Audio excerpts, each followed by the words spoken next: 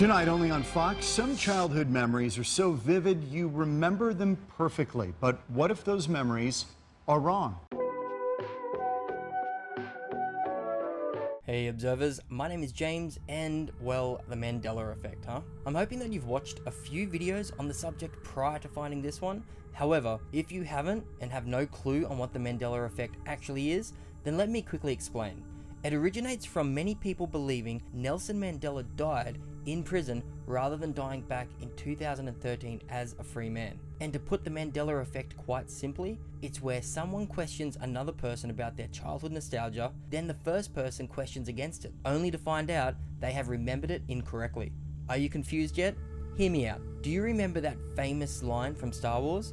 Luke, I am your father? Well, it's actually, no, I am your father, as it's quoted from the movie. No, I am your father. The idea of the Mandela effect, in my opinion, is a lot like a game of Chinese whispers, or telephone as the US calls it, whereby you can hear it once, and as it's relayed back and forth, it changes partially or changes completely.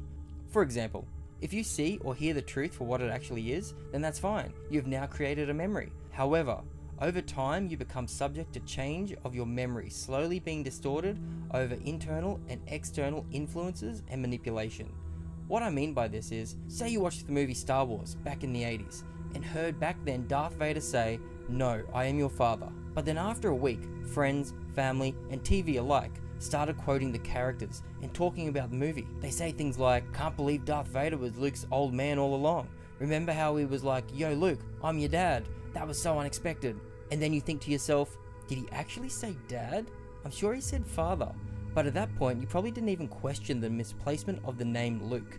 So the seed at that moment had been planted. All it takes from here is one of these people to have access to the media, such as newspapers, radio, or TV, to then misquote the movie to the masses a couple of times through review articles or TV skits. After enough people and outside influences use the name Luke rather than using the word no, it can actually replace the original memory with this new one. Thus, Luke, I am your father, is now a referenced movie quote. Luke, I am your father. Then one day someone comes along and questions you on your childhood memories with supporting evidence that leaves you scared and confused. Voila, the Mandela effect is born. Sometimes it can also come from your expectations of what you believe the stereotype to be. Take the rich Monopoly man. You associate the monocle with status and wealth, so you assume he had one because he fits the stereotype of a rich tycoon from the early to mid 1900s. Then a movie like Ace Ventura 2 comes along and makes a blatant reference to the Monopoly man, which in this case supports the stereotype because the character in the movie was also wearing a monocle. Who is this ghastly man? Ace Ventura, pet detective. And you must be the Monopoly guy.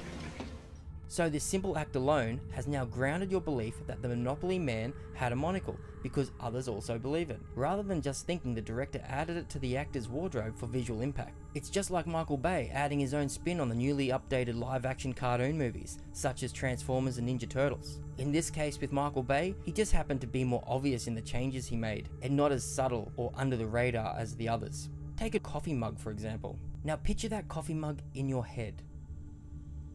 Now, how many of you expected this? I didn't think so. Although it's a form of mug, which looks like it has coffee inside, I'm sure you are more inclined to think of this, yeah? Or better yet, this? That's because your mind already places its expectations of what you believe a coffee mug should look like. By me showing you the first image, it made you question it, because in your mind, the image I displayed was wrongly represented in its appearance in according to your beliefs. And that's how we can sometimes put our expectations on our past memories. Now, let's look at Forrest Gump. Now I love this movie, and it's actually one of my favorites. And there's this scene in the film where the main protagonist Forrest Gump says, "Mama always said, life was like a box of chocolates, you never know what you're gonna get." The internet is literally split right down the middle for this one, with 50% saying he used to say life is like a box of chocolates, and the other 50% not caring at all. So let me break it down.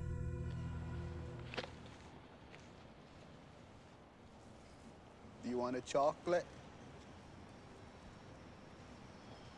I could eat about 1.5 million of these.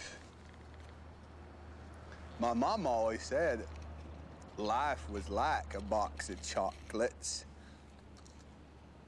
You never know what you're gonna get. Okay, so that's the clip. It hasn't changed since 1994, and it never will. It has never been is within the actual movie, it always will be was. To understand, we have to look at Forrest Gump's marketing for its release. Okay, there's is, and My mom always said that life is like a box of chocolates.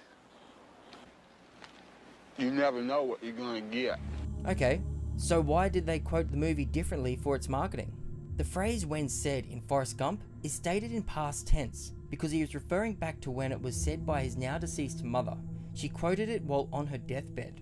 Life is like a box of chocolates. What's my destiny, Mom? You're gonna have to figure that out for yourself. Life is a box of chocolates, Forrest.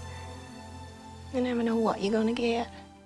When Forrest referenced her, he was suggesting that while his mother was alive, life was like a box of chocolates. Now, as for it being written everywhere, if it was marketed that life was like a box of chocolates on a poster or video cover and so on, then it's to assume that life gets to a point where it stops being surprising, and of course, that just won't sound as pleasing to the reader. However, changing was to is, as in life is like a box of chocolates, makes you feel as part of the audience that you too have a life full of surprises.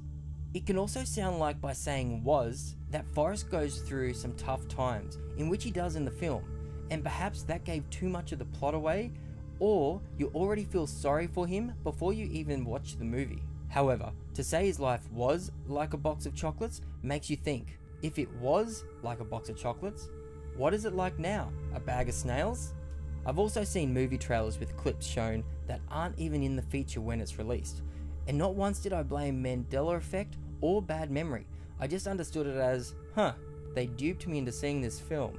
But these days, instead of people being wrong in their thinking, they tend to blame the mysterious Mandela effect, which requires little to no investigation into how they are wrong, rather how it could be changed from right under their noses, which leads to most believing it is due to the secret workings of CERN. And they believe that they have the technology to manipulate time, and that they use this amazing time control not to alter events such as making sure Marty is born, but to change things in the past, such as removing a tail off a cartoon monkey, which, by the way, is just another expectation that is to assume that all monkeys have tails, so Curious George must have had one too. Now, I'm not going to get into the whole CERN thing in this video, however, it's very concerning to say the least. And as for the Mandela effect, it is very much a real thing, and it is very interesting at that. I'm sure each one could be explained away with a little time and effort.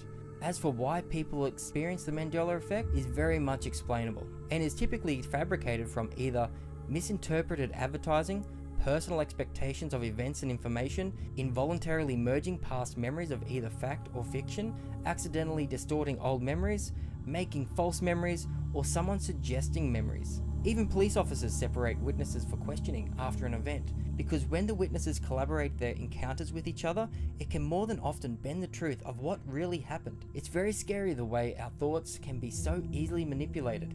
Check this out. Ba, ba, ba, ba, ba, ba. This is the McGurk effect. Listen to what is being said.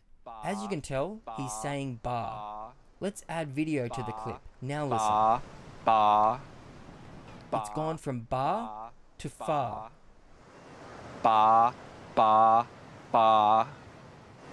Ba. If you think I'm trying to trick you, then just close your eyes and randomly reopen them. Ba, ba. You will only hear what your eyes are witnessing, even though you know otherwise. Ba, ba, ba, ba, ba, ba, ba. This is another example as to how our beliefs overpower our logic and intellect. As hard as you want to hear the reversed word while watching him, our expectations of his mouth movements control our interpretation of what is being said, therefore creating an inaccurate memory based on personal belief.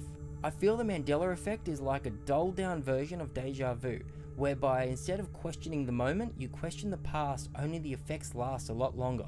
That about wraps it up, guys. I hope you enjoyed it, and I hope I didn't twist your brain too much. Now tell me, have you had the Mandela effect happen to you? Why not share it in the comments section below? And if you liked what you've seen, then give it a big old thumbs up and click subscribe for more videos. Also, got an idea for a video you'd like to see? Then drop that bad boy in the comments as well. And if you're interested in learning more on reading people, reading situations, and other interesting psychological hacks, head straight over to my website, theobservantman.com. And until next time, observers, see you then.